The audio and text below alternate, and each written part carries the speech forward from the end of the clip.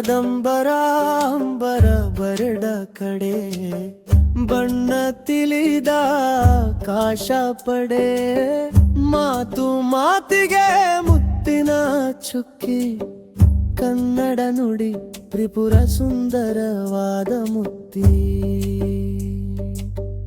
ಅಬ್ರಕಬಬ್ರಾ ಕನ್ನಡದ ಸವಿ ನಮ್ಮ ಮನೆ ಮಾತು ಹರಡು ಕವಿ ಕನ್ನಡ ರಾಜ್ಯೋತ್ಸವದ ಹಬ್ಬ ಒಲವು ತುಂಬಿದ ಹೃದಯದ ದಬ್ಬ